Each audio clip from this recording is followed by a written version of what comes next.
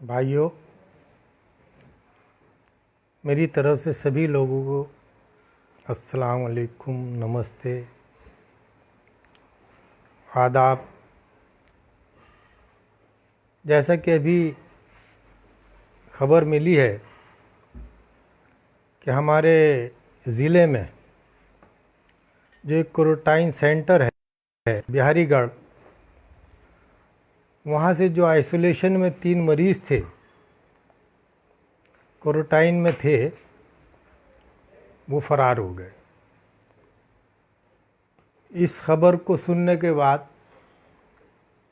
मुझे बहुत अफसोस हुआ, मैं बहुत मायूस हुआ और मैंने सोचा कि मैं ज़रूर अपने यहाँ के लोगों से अपील करूं कि बराए मेहरबानी इस तरह की कोई हरकत न करें जिससे आपको खुद ही अज़ियत पहुँचे, आप किसी बीमारी में मुब्तला हो जाएं। बराए मेहरबानी ऐसा न करें। और इसके साथ साथ एक दूसरा पहलू निकल कर ये आता है कि हम लोग अपना इलाज भी सही तरीके से नहीं कराना चाहते।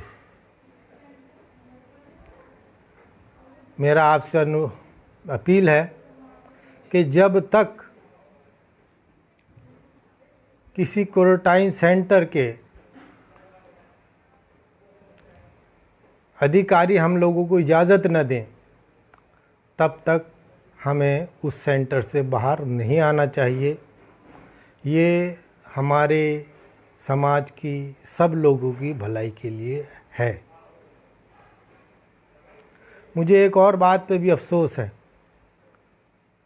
कि अभी 2 दिन पहले मुरादाबाद के अंदर जो चेकअप के लिए महल्ले में गई थी, उसमें वहाँ के लोगों ने डॉक्टरों, नर्सों और उनके स्टाफ पर और उनके साथ में कुछ पुलिस कर्मचारी थे, उन लोगों पर हमला बोल दिया। इस खबर को सुनने के बाद भी मुझे अफसोस हुआ और मैं समझता हूँ कि हमारा समाज इस बात को समझने से कासिर है कि जो इस वक्त सरकार या उसकी मशीनरी बीमारी से लड़ने के लिए जो एहतमाम कर रही है, जो कोशिशें कर रही हैं, उसको हम लोग समझ नहीं पा रहे हैं। हम लोगों को इस बारे में अपना जहन साफ कर लेना चाहिए कि जितनी पाबंदियाँ सरकार की तरफ से आयद की गई हैं, उन सब को हम मानते रहें और मानने पर ही मैं समझता हूँ कि हम लोग इस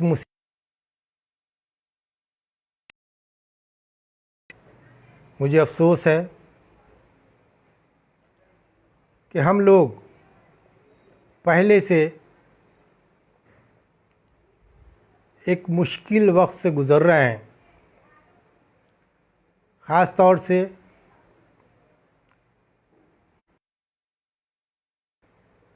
दिल्ली के मरकज़ में जमात के लोग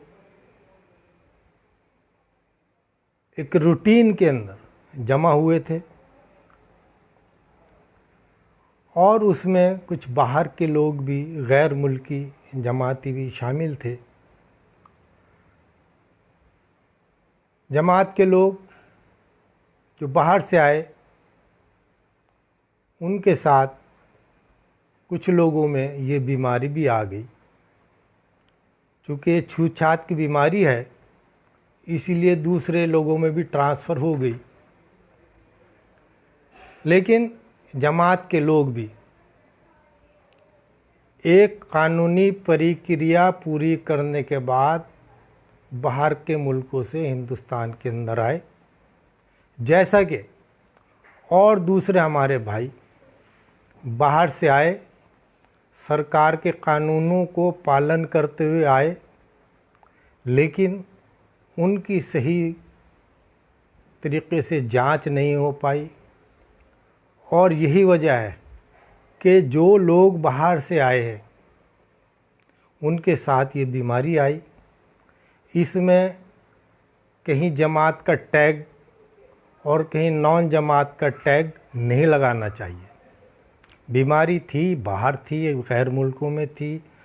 हर आने वाले ने कानून के दायरे में रहते हुए हिंदुस्तान के अंदर दाखिला किया। अपनी मर्ज़ी से, यह सरकार की मर्ज़ी के ख़िलाफ़ कोई आदमी दाखिल नहीं हो पाया। इसलिए किसी एक को निशाना बनाना कि उस ख़ास तबके की वजह से ये बीमारी आई, इसकी हम मज़म्मत करते हैं, सख्त मज़म्मत करते हैं। क्योंकि आप जानते हैं, माफ़ करना, कि जमात के लोगों जो इस वक्त हिंदुस्तान के अंदर मरीज़ हैं, इस बीमारी से मुतासिर लोग हैं, उसमें जमात के 30% लोग शामिल हैं। इसका कहने का मतलब यह है कि 70% और दूसरे लोग जिनका ताल्लुक़ जमात से नहीं है, उनके साथ भी वो बीमारी बाहर से हिंदुस्तान के अंदर आई। तो इसलिए मेरा यहाँ कहना है कि इसको किसी मज़हब के नाम से मत जोड़ा जाए। एक बीमारी को बीमारी समझा जाए, उसका इलाज उसी तरीके से करना चाहिए जिस तरीके से हमारे डॉक्टर्स, सरकार गाइडलाइंस दे रही है। मैं तो इसमें सभी भाइयों से, जो भी इससे मुताल्लिक़ है, बीमारी से मुताल्लिक़ है, पूरा कोऑपरेट करे ताकि हम लोग इस बीमारी से अपनी निजात हासिल कर सकें। ये पूरी दुनिया में इस वक्त महामारी फैल रही है और दुनिया इससे लड़ रही है। और ख़ास तौर से इस दुनिया में इस वक्त मानवता का, इंसानियत का जज्बा दिखाते हुए हमारे डॉक्टर साहिबान, नर्सेज और मेडिकल स्टाफ, सफाई कर्मचारी या सरकारी मुलाजमीन, चाहे वो पुलिस के लोग हों, चाहे और इंतज़ामिया के लोग हों, जिस तरीके से वो अपनी जान की परवाह न करते हुए लोगों को ठीक करने में लगे हुए हैं, अपने घरों में जाना बंद कर दिया इन लोगों ने जो आवाम की खिदमत में लग रहे हैं। तो इन लोगों को मैं मुबारकबाद पेश करता हूं और मैं जितना भी हो सकता है, जो भी मेरे पास अल्फाज हो सकते हैं, उनके ज़रिए मैं इन सभी भाइयों का शुक्रिया अदा करता हूं कि आप लोग इंसानियत को बचाने का काम कर रहे हैं। और इस दुनिया में इन हालात में इससे बड़ा कारनामा कोई दूसरा नहीं कर सकता।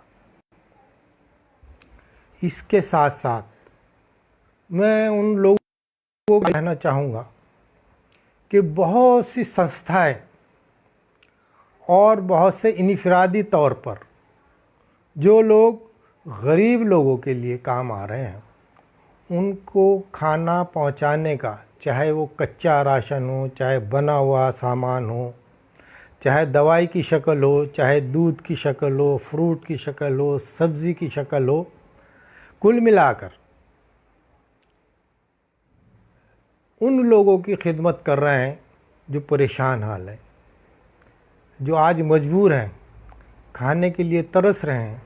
उन लोगों की खिदमत कर रहे हैं वो लोग, और मैं उन लोगों को भी तारीफ़ उतनी ही ज़्यादा करनी चाहूँगा जितनी मैंने इससे पहले जो हमारे कर्मचारी साहिबान हैं उनकी की, कि वो लोग जो बस्तियों में जाकर खाना देने का काम कर रहे हैं, खाना बांटने का काम कर रहे हैं, दूध देने का काम कर रहे हैं, सब्ज़ी पहुंचाने का काम कर रहे हैं, दवाई पहुंचाने का काम कर रहे हैं, मैं उनको भी मुबारकबाद पेश करता हूं, चूँकि उन लोगों ने भी अपनी जान दांव पर लगाई हुई है। मैं इस मौके पर एक और बात की तरफ इशारा करना चाहूँगा जो हम लोगों के लिए बहुत गलत है। अभी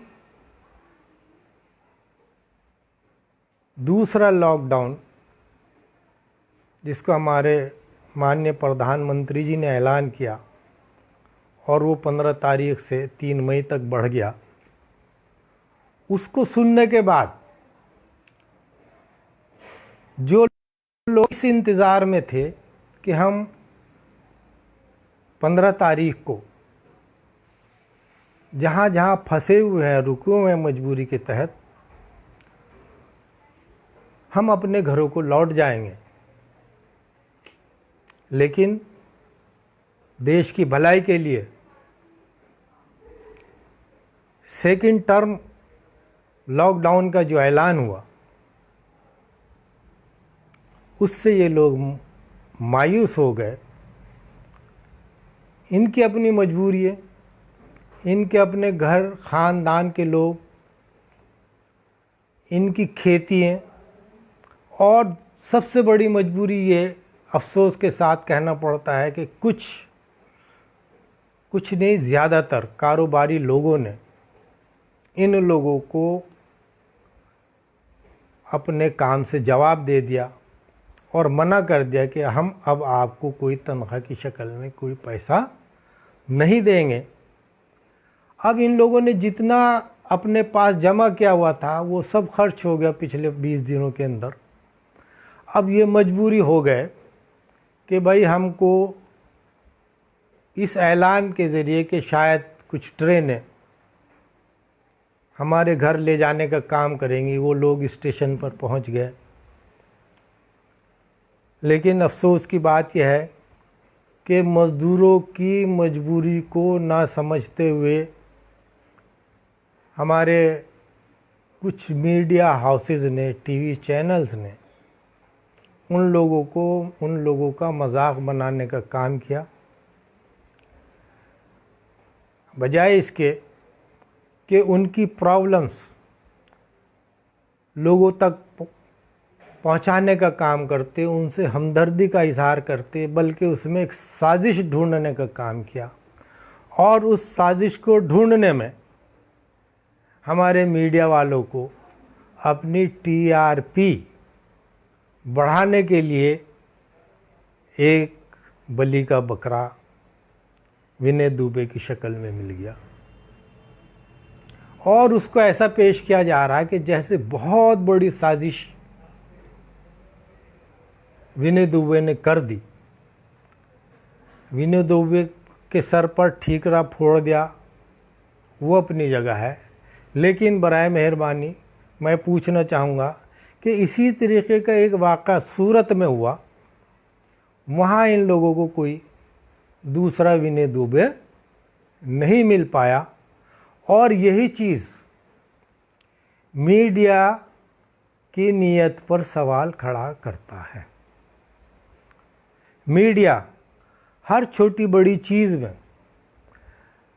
इस तरीके से पेश करता है कि जैसे एक अजीब अनहोनी हो गई जिसका पहले लोगों को मालूम नहीं था और मीडिया ये नई चीज़ लेकर आया। इन लोगों ने मज़दूरों की परेशानी का तो एहसास नहीं किया, बल्कि एक साजिश बता के उन लोगों को कि शायद पैसे के लालच में ये लोग आ गए यहाँ पर, और वहाँ बाकायदा मज़हब के नाम पर उस मजमे को बांटने का काम किया जाने लगा। मेरा मीडिया से ये अपील है कि जिस तरीके से आपने जमात के लोगों को कोरोना से जोड़ने के बाद यही साबित करने की कोशिश की कि सिर्फ़ और सिर्फ कोरोना की बीमारी इनकी वजह से फैल गई, ये मुनासिब नहीं है। ये हमारे मुल्क के लिए, हमारी देशभक्ति के लिए, हमारे भाईचारे के लिए निहायत ही ख़तरनाक है। टीआरपी अपनी जगह हो सकती है, उससे इनकार नहीं किया जा सकता। ये भी टीवी चैनल का एक बिज़नेस है।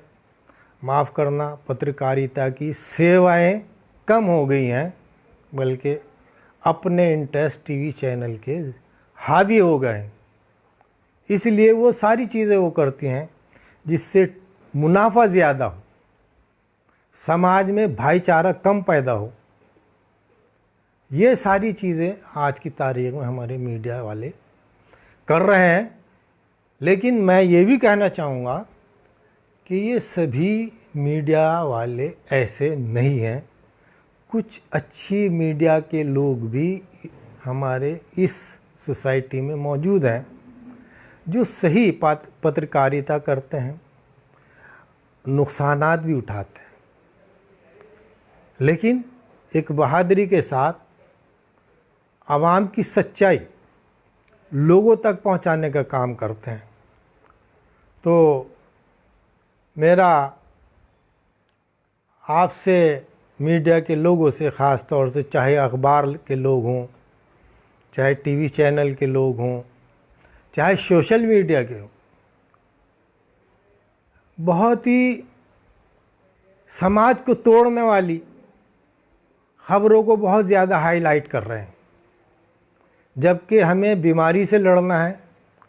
आज अगर यहाँ कोई हिंदू मुसलमान कोरोना से, सिख ईसाई कोरोना से मुतासिर होता है, तो बाहर दूसरी दुनिया में हमारा ये कहीं नहीं कहा जाएगा कि हिंदुस्तान के अंदर इतने हिंदू बीमार हुए, इतने मुसलमान बीमार हुए, इतने सिख बीमार हुए, इतने ईसाई बीमार हुए। नहीं, वहाँ तो सिर्फ एक ही बात आएगी कि हिंदुस्तान के अंदर कितने लोग बीमार हुए, कितने लोग अच्छे हो गए और कितने लोगों को मौत आ गई। वहाँ कोई हिंदू मुस्लिम का सवाल नहीं आएगा। अगर हमें अपनी इमेज बनानी है, हिंदुस्तान को ये साबित करना है कि हमने दुनिया के मुकाबले कितने अच्छी तरीके से इस बीमारी पर, इस महामारी पर कंट्रोल किया है, ये मैसेज हमारा दुनिया में जाएगा। और यही मैसेज और यही प्रोग्रेस और यही इस बीमारी को कंट्रोल करने का जो रिज़ल्ट आएगा, वो हिंदुस्तान को दुनिया के मुकाबले बहुत ऊंचा ले जाएगा। हमें बीमारी को कंट्रोल करने के लिए, ख़ास तौर से टीवी चैनल के लोगों से मेरा अपील है कि जो इस बीमारी के एक्सपर्ट हैं, रिसर्च स्कॉलर हैं, डॉक्टर्स हैं और इसके अलावा कोई इकोनॉमिस्ट हैं, उन लोगों को आप टीवी पर बैठाइए। उन लोगों को मत बैठाइए कि जो लोग किसी एक मज़हब की पैरोकारी कर रहे हों और इस बीमारी को हिंदू, मुसलमान, सिख, ईसाई बना रहे हों। अगर आप टीवी चैनल के भाई लोग इस काम को नहीं करेंगे कि अच्छे लोगों को अपने जो बहस जिस वक्त आप लोग कराते हैं उनको नहीं लाओगे, एक्सपर्ट लोगों को नहीं लाओगे, तो यकीन जानिए कभी न कभी हिंदुस्तान की तारीख़ में ये जाकर ज़रूर लिखा जाएगा कि हमारी मीडिया ने कितना अच्छा और कितना ख़राब रोल प्ले किया है जब हिंदुस्तान के अंदर एक महामारी आई हुई थी। तो इसलिए मेरी दरख्वास्त है आप लोगों से कि आप इस पर गौर करें और उन सब खबरों को मत दिखाएं जिसकी वजह से आपको माफ़ी मांगनी पड़े। जैसा अरुणाचल में बीमार एक हुआ, खबरें 11 की फैलाएगी चलाएगी। जैसे एक पुलिस कर्मचारी पर कोई आदमी थूक रहा है, उसको जमात का आदमी बताकर बदनाम किया जा रहा है। जैसे प्लेट का चाटने के बाद उसकी सफाई कर रहा है, उसको बता दिया गया कि ये भी एक जमात का आदमी है, इनका कैसा रवैया है। कुछ नर्सों के बारे में गलतफहमी फैला दी गई कि बदतमीज़ी कर रहे हैं। तो बराए मेहरबानी ये टीआरपी तो आपकी बढ़ जाएगी, लेकिन जो आप खाई पैदा करेंगे उसको मैं नहीं समझता कि वो कोई जल्दी से आप पूरी कर पाएंगे। इसलिए बराए मेहरबानी इस तरह के प्रोपेगेंडा मत करें कि बीमारी को हिंदू, मुसलमान, सिख, ईसाई बना दें। बीमारी बीमारी है, और ये सुप्रीम कोर्ट इस गलत प्रोपेगेंडे को सामने रखते हुए आगे आया। मैं सुप्रीम कोर्ट के अदलिया को, उनके जजेस को मुबारकबाद पेश करता हूँ कि उन्होंने गलत टीवी खबरें चलाने वालों पर शिकंजा कसा और मजबूर कर दिया इस बात के लिए कि जी न्यूज़ चैनल अपने आप एक माफ़ीनामा चैनल पर चलाता है। इसी तरीके से एबीपी न्यूज़ एक माफ़ीनामा चलाता है।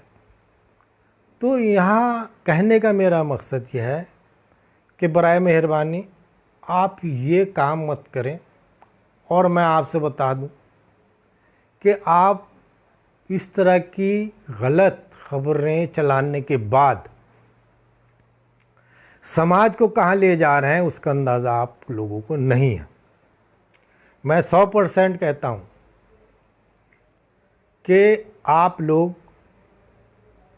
बड़ी बिल्डिंगों में बैठकर, आपके वो लोग जो यहाँ से पूरे मुल्क से, शहरों से खबरें आप तक पहुँचाने का काम करते हैं, उनको अंदर गांव और अंदर की बस्तियों का अंदाज़ा नहीं है कि ये जहर कहाँ तक पहुँच गया है। इस जहर को फैलाने के लिए कोई भी जिम्मेदार हो, अखबार, टीवी, कोई सियासी आदमी, कोई सियासी पार्टी, कोई चैनल, उसको कोई न ये समाज, न वो जो एक ऊपर वाला है वो माफ़ नहीं करेगा।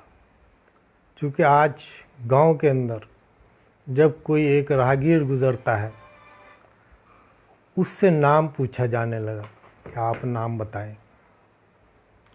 अगर पौष कॉलोनी के अंदर कोई सब्ज़ी बेचने वाला जा रहा है, कोई दूध लेकर जा रहा है, कोई फल बेचने के लिए जा रहा है, आज उसको नाम पूछने के बाद भगाने का काम किया जा रहा है। ये गलती उन कॉलोनियों में रहने वालों की नहीं है, उस गांव में रहने वालों की नहीं है। यही समाज, यही कॉलोनियाँ, यही गांव देहात पहले भी थे। पहले कोई नाम नहीं पूछा करता था किसी का, न किसी कारपेंटर का पूछते थे, न किसी मज़दूर का, न मिस्त्री का, न सब्ज़ी वाले का, न कोई ड्राइवर का। किसी भी आदमी का नाम नहीं पूछा जाया करता था। अब आप जान लीजिए, अगर ये नाम पूछे जाने लगा है तो इसके ज़िम्मेदार कौन है, आप खुद गौर करें इस बारे में। और मैं उम्मीद करता हूँ जैसे इस माहौल को ख़राब करने का काम किया गया है, समाज को तोड़ने का काम किया गया है, अब हम लोग इस बात का एहतमाम करें और ये कसम लें कि हम इसी समाज को उसी तरीके से जोड़ेंगे जैसे कि पहले था, ताकि आगे चलकर कोई किसी भी आदमी का, आने जाने वाले का, कारोबारी का कोई नाम न पूछ न पाए। इस चीज़ को हमें, इस माहौल को हमें बनाना पड़ेगा। और इसमें